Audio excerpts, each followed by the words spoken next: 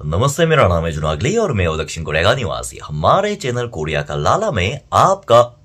स्वागत है। तो हिरन प्रेमियों, आज के इस वीडियो में जैसे टाइटल पढ़कर आप लोगों को तो समझ में आ गया होगा कि मैं कुछ ऐसे आप लोगों के प्रश्न और कौतूहलता का जवाब देने वाला हूं जिसके बारे में आप लोग मुझसे लगातार फ्रीक्वेंटली पूछते रहते हैं कि एक कोरिया की सीधी साधी यूनिवर्सिटी के तीसरी क्लास में पढ़ने वाला लोंडा, उसके पास आखिरकार इतने घूमने के पैसे कहां से आते हैं कि जब भी वेकेशन शुरू हो जाता है इधर उधर घूमने निकल जाता है। मुझे पता है कि आप लोग इस तरह से जरूर सोच रहे होंगे और कई लोगों ने मेल और फिर कमेंट के द्वारा मुझसे इस तरह का क्वेश्चन पूछा भी। तो आज के इस वीडियो में मैं 1 से 10 तक पूरी सच्चाई बताने वाला हूं कि आखिरकार मेरी कमाई का सोर्स क्या है और फिर मैं ऐसे कैसे पैसों को मैनेज कर लेता हूं कि विदेश ट्रिप को साल में 2 या 3 बार जरूर से जरूर निकाल लेता हूं। तो आओ यार, शुरू करते हैं बिना किसी ब्लैक बक के।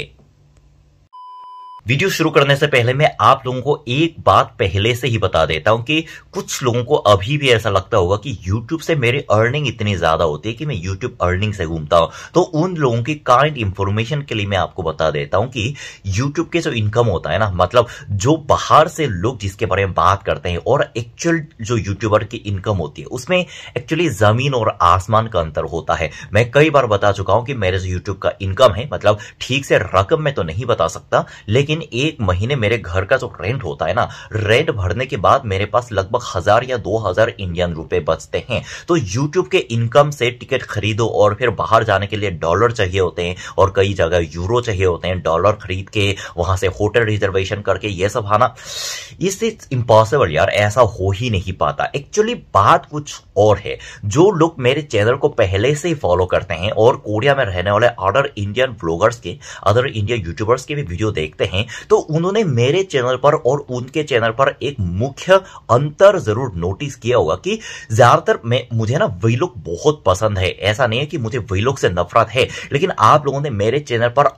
आउटडोर ब्लॉग बहुत कम देखा होगा। और फिर यहाँ पे कोरिया में जो इंडियन लोग रहते हैं वो लोग ज्यादा बाहर जाके अपने कोरियन दोस्तों के साथ या फिर फॉरेनर फ्रेंड्स के साथ बाहर जाके इधर घूमने का प्लान बनाते हैं और फिर मकबांग का व्लॉग बनाते हैं और फिर इधर का व्लॉग बनाते हैं और कन्वीनियंस स्टोर जाके व्लॉग बनाते हैं। लेकिन आप लोगों ने इस तरह के व्लॉग वीडियो मेरे चैनल पर बहुत कम देखा होगा। पता है इसकी वजह क्या है, मैं आपको बता देता हूं। वैसे मेरी कमाई की बात करें तो मैं कोरिया में मतलब नॉर्मल कमा लेता हूं, मतलब मेरी कमाई बहुत ज्यादा भी नहीं है और ऐसा भी नहीं है कि मैं एकदम कोरिया में बेरोजगार बैठा हूं जिसके लिए मतलब पैसों के लिए मुझे अपनी मम्मी पापा से हाथ मांगने की जरूरत नहीं पड़ती। लेकिन आप लोगों ने मेरे चैनल पर एक बार जो नोटिस की है वो ये है कि मैं बाहर आउटडोर व्लॉग बहुत कम बनाता हूं और शायद ना के बराबर मेरे चैनल पर आप लोगों ने देखा होगा। उसकी वजह यह है कि कोरिया एक्चुअली क्या होता है ना कि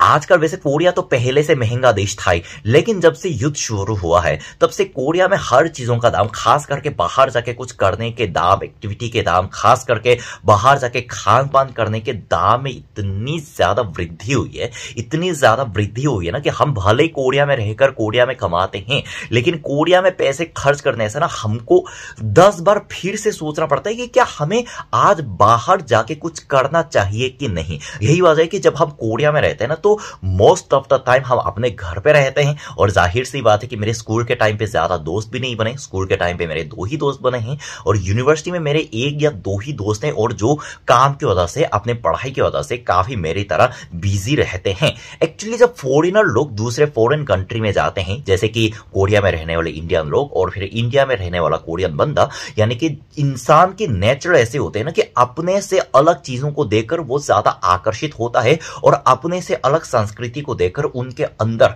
मतलब यहां पे जो घूमने की इच्छा होती है ना वो जल उठती है, वो जाग उठती है। जैसे कि मैंने कई सारे अपने इंडियन दोस्तों से ज्यादा इंडिया घूमकर देखा और मैंने ये एक बात भी नोटिस की है कि जो इंडियन स्टूडेंट, जो इंडियन वर्कर कोरिया में आकर रह रहे हैं, उन्होंने मेरे से ज्यादा कोरिया घुमाया और वो लोग मेरे से ज्यादा कोरिया में अच्छे अच्छे दोस्त बना लेते हैं और अच्छी अच्छी जगह एक्सप्लोर करते हैं, जो कि मैं कोरिया में रहकर नहीं करता। पता है क्यों? क्योंकि ये सारी चीजें मैंने पिछले 20 साल से कोरिया में रहकर ये सब कुछ देखी हुई है ना, कि वो चीजें मेरे ध्यान को कुछ खास आकर्षित नहीं करती, लेकिन उनके लिए वो सारी चीजें एक नया कल्चर है, नया एक्सप्लोर है और नई संस्कृति है। इसलिए जो इंडिया के लोग कोरिया आते हैं उनका दिल ज्यादातर ओपन माइंड रहता है कि बाहर से आने वाले बाकी लोगों से भी आसानी से दोस्ती कर लेते हैं, और उनका क्रेजनेस ये रहता है कि कोरिया में चाहे छोटी जगह हो, चाहे बड़ी जगह हो, चाहे आम जगह हो, चाहे खास जगह हो, 1 से लेकर 10 तक सारी जगह को एक्सप्लोर करने की जो क्रेजीनेस होता है ना,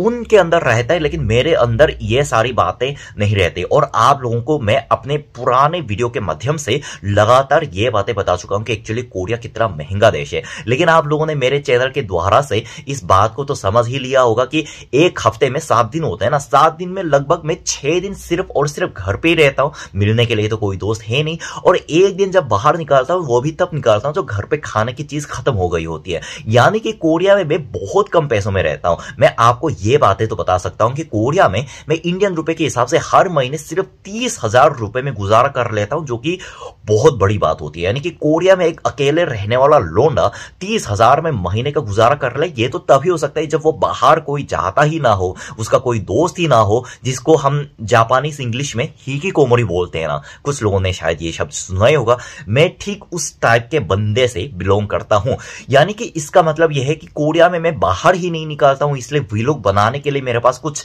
है ही नहीं। सही में ऐसा नहीं कि मेरे को वीलॉग बनाने का मन नहीं है, मुझे बहुत मन करता है वीलॉग बनाने का, लेकिन मेरे लाइफ में वीलॉग जैसे दिखाने लायक कुछ तो होना भी तो चाहिए जी, मैं उसका शूटिंग करके आप लोगों को दिखा सकूं। जैसे आप लोगों को पहले ही बताया कि मैं मोस्ट ऑफ द टाइम अपने घर पे टाइम स्पेंड करता हूं, जिसकी वजह से मेरी जो कमाई होती है ना वो ज्यादा, यानी कि उसके 80 या 90% मेरे जेब में सीधे बच जाते हैं। यानी कि बाकी लोग क्या करते हैं कि उनकी जो कमाई होती है ना अपने दोस्तों से मिलने में, उनके साथ मिलकर कुछ खाने में, पीने में और कैफे जाने में इतना सारा उड़ा देते हैं, और मेरे में ऐसा कुछ नहीं होता। मेरी जो कमाई होती है उसमें से 80% मेरे ऐसे ही बच जाते हैं, और मैं कोरिया में पैसे बचा के उस पैसे को विदेश में जाके खर्च करता हूं। वैसे आप लोगों को पता होगा कि कोरिया में जो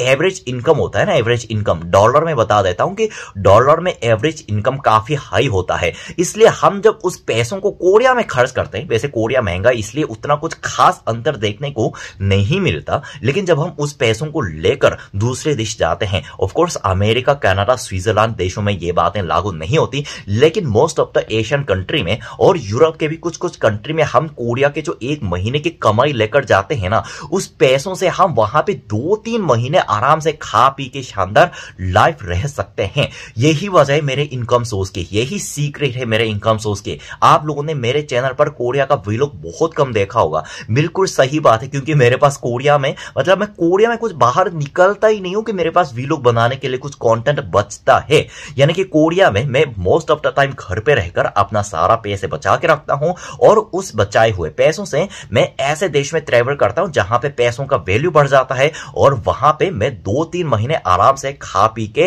रह सकता हूं। यही मेरे घूमने की सीक्रेट है। यानी कि पैसे तो मैं नॉर्मल कोरियन लोगों की तरह कमा लेता हूं, लेकिन पैसे को बचा के विदेश जाने का मेरा यह सीक्रेट है। तो बस यार आज के वीडियो में इतना ही। उम्मीद करता हूं आप लोगों को मेरे इस वीडियो के माध्यम से कुछ नई इंफॉर्मेशन तो जरूर मिल गई होगी। मैं वापस आऊंगा और मजेदार वीडियो के साथ। तब तक क्या करना है, सावधान रहना है, सुरक्षित रहना है। सीख एक को, सबक सबको। जय हिंद, जय शहीद भगत सिंह, जय साउथ कोरिया।